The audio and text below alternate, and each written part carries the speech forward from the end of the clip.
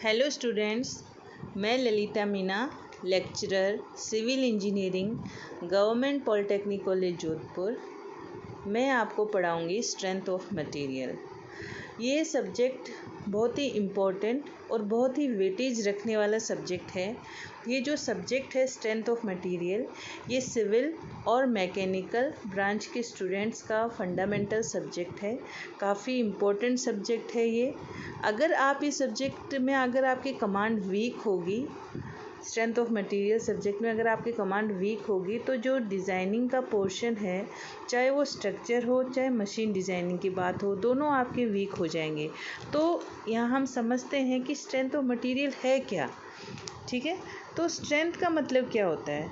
Strength का मतलब होता है किसी भी चीज़ की क्षमता को हम उसकी स्ट्रेंथ कहते हैं। ठीक है, क्लियर? किसको कहते हैं स्ट्रेंथ? किसी भी चीज़ की क्षमता, उसको हम उसकी स्ट्रेंथ कहते हैं। ठीक है, अब स्ट्रेंथ में हम डिफरेंट मटेरियल की स्ट्रेंथ की बात करते हैं। ठीक है, लेकिन क्यों बात करते हैं? इसलिए बात करते हैं, हम जानते हैं कि किसी भी मैकेनिकल या सिविल इंजीनियर, किसी भी मैकेनिकल इंजीनियर या सिविल इंजीनियर का काम होता है बेसिकली डिज़ाइन करना। एक मैकेनिकल इंजीनियर क्या करता है?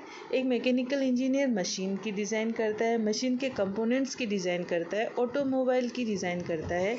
उसी तरह एक सिविल इंजीनियर एक स्ट्रक्चर की डिज़ाइन करता है, चाहे वो स्टील का स्ट्रक्चर हो चाहे वो कंक्रीट स्ट्रक्चर हो। तो यहाँ पर किसी भी स्ट्रक्चर में हमको ये पता होना चाहिए कि हम जो मटेरियल यूज़ कर रहे हैं वो कब टूटता है, कब फेल होता है।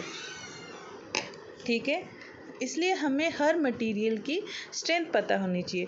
अगर हमें स्ट्रेंथ पता नहीं होगी कि इसकी अगर हमें ये नहीं पता होगा कि इस स्ट्रक्चर की या इस कंपोनेंट की लोड कैरिंग कैपेसिटी कितनी है, हम कभी भी अच्छा स्ट्रक्चर नहीं डिज़ाइन कर सकते। क्लियर? तो हमें स्ट्रेंथ, हर मटेरियल की स्ट्रेंथ पता होनी चाहिए। ठीक है, अगर हमें नहीं पता होगा कि इसकी स्ट्रेंथ क्या है, हम कभी भी ये अनुमान भी नहीं लगा पाएंगे कि ये स्ट्रक्चर कब फेल होगा, इसकी कितनी लाइफ है, ये कब फेल होगा और कैसे फेल होगा। ठीक है, तो हमें स्ट्रेंथ पता होनी ज़रूरी है। एक अच्छा इंजीनियर बनने के लिए हमें हर मटेरियल की स्ट्रेंथ पता होनी चाहिए। सो स्ट्रेंथ ऑफ मटेरियल एक बहुत ही इम्पोर्टेंट सब्जेक्ट है। ये स्ट्रेंथ ऑफ मटेरियल हमें बेसिक अंडरस्टैंडिंग देता है, जिसके थ्रू हम बता सकते हैं कि कोई भी कंपोनेंट, कोई भी मेंबर किस तरह से फेल होगा, कितनी देर बाद फेल होगा और कितना लोड झेलने के बाद फेल होगा। ठीक है, तो ये हमारी स्ट्रेंथ ऑफ मटेरियल के बारे में। स्ट्रेंथ ऑफ मटेरियल काफ़ी इंपॉर्टेंट सब्जेक्ट है सिविल इंजीनियर के स्टूडेंट्स के लिए और मैकेनिकल इंजीनियर के स्टूडेंट्स के लिए। अब हम देखते हैं इसका सिलेबस। देखिए, ये सिलेबस है। इसमें आपका जो फर्स्ट है वो देखिए, फर्स्ट चैप्टर है इसमें सिंपल स्ट्रेस एंड स्ट्रेन। इसमें हम देखेंगे कि स्ट्रेस क्या होता है, स्ट्रेन क्या होता है।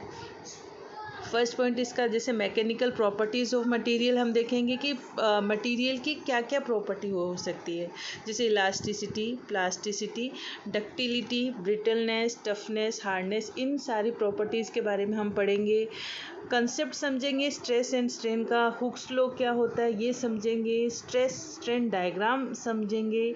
ठीक है, और हम principle of superposition, temperature stresses कैसे कैलकुलेट करते हैं, ये सारी चीज़ें हम जब स्टार्ट करेंगे अपना टॉपिक जब समझेंगे। क्लियर? जैसे अपना सेकंड चैप्टर है, इसमें कंपाउंड स्ट्रेसेस कैसे कैलकुलेट करते हैं।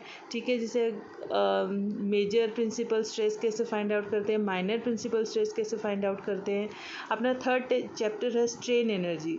स्ट्रेन एनर्जी कैसे कैलकुलेट करी जाती है, अगर स्ट्रेस फाइंड आउट करना हो ग्रेजुअल लोडिंग में तो कैसे कैलकुलेट करेंगे, स्ट्रेस हमें फाइंड आउट करना हो सडन लोडिंग में तो कैसे कैलकुलेट करेंगे। तो इनके अलग अलग फॉर्मूलेज है जो पुटअप करके हम कैलकुलेट करेंगे। ठीक है, फिर अपना एक सब इम्पोर्टेंट चैप्टर है shear force and bending moment, जिसमें हम शियर फोर्स कैसे कैलकुलेट करते हैं, बेंडिंग मोमेंट कैसे कैलकुलेट करते हैं ये देखेंगे।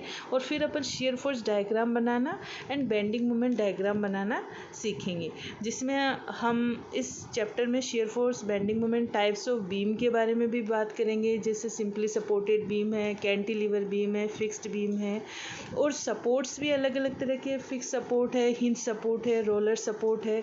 तो ये हर तरह के सपोर्ट्स पे अलग अलग रिएक्शंस होगी, तो वो हम सारी चीज़ें जब चैप्टर स्टार्ट करेंगे जब देखेंगे। और इसमें टाइप्स ऑफ बीम भी है, cantilever beam, simply supported beam, types of load है, जैसे पॉइंट लोड है, कोई कंसंट्रेटेड लोड पॉइंट पे लगता है, सिंगल पॉइंट पे, डिस्ट्रीब्यूटेड लोड है तो यूनिफॉर्मली डिस्ट्रीब्यूट होता है पूरी बीम पे, ठीक है।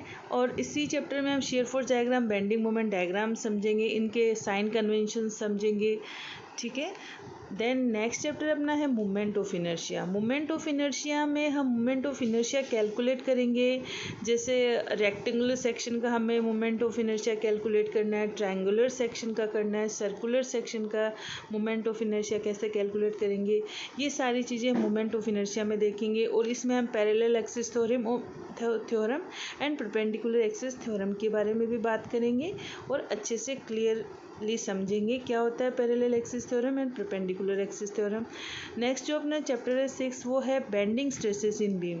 इसमें हम देखेंगे कि जो कंसेप्ट क्या है बेंडिंग स्ट्रेसेस का, ठीक है, और सेक्शन मॉडुलस कैसे कैलकुलेट करते हैं, ठीक है, कैलकुलेशन करनी है बेंडिंग स्ट्रेसेस ऑन बीम की, ये सारे न्यूमेरिकल्स अपन सॉल्व करेंगे। अगर आई सेक्शन में आपको बेंडिंग स्ट्रेसेस कैलकुलेट करनी हो, टी सेक्शन में बेंडिंग स्ट्रेसेस कैलकुलेट करनी है, ये सारी चीज़ें अपन उसमें देखेंगे।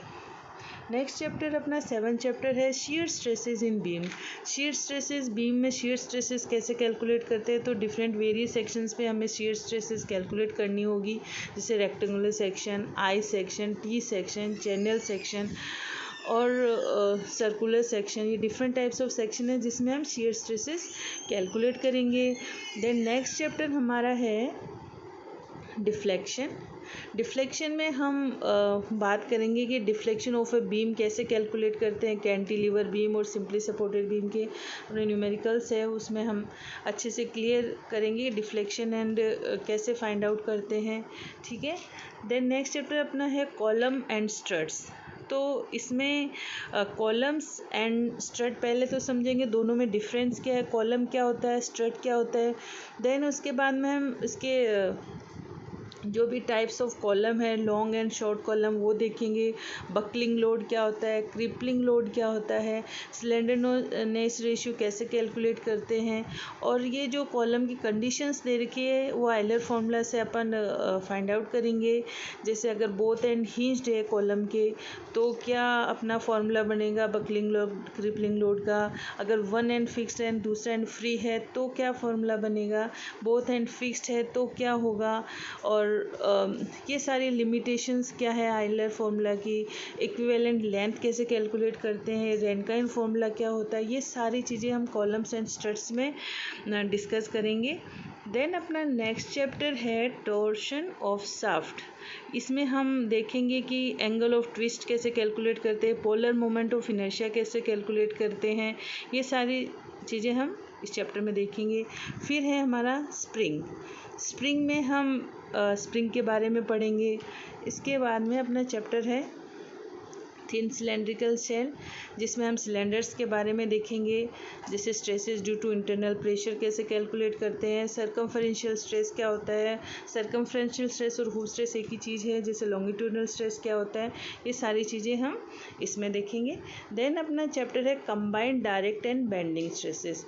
इसमें हम देखेंगे कि कंबाइंड डायरेक्ट स्ट्रेस कैसे कैलकुलेट करते हैं एंड बेंडिंग स्ट्रेसेस कैसे कैलकुलेट करते हैं, और जो इसेंट्रिसिटी का इफेक्ट कैसे आता है अपने किसी भी कॉलम पे, स्ट्रेसेस कैसे कैलकुलेट करते हैं, अगर ड्यू टू इसेंट्रिक लोडिंग हो तो कैसे कैलकुलेट करेंगे, मिडल थर्ड रूल कैसे कैलकुलेट करेंगे, क्वार्टर थर्ड रूल कैसे कैलकुलेट करेंगे। तो ये सारी चीज़ें हमारे combined direct and bending stresses में हम कैलकुलेट करेंगे। तो ये सारा अपने स्ट्रेंथ ऑफ मटेरियल के बारे में है। अब हम नेक्स्ट लेक्चर में इसका एक first chapter simple stress and strain का फर्स्ट टॉपिक डिस्कस करेंगे। क्लियर? Thank you.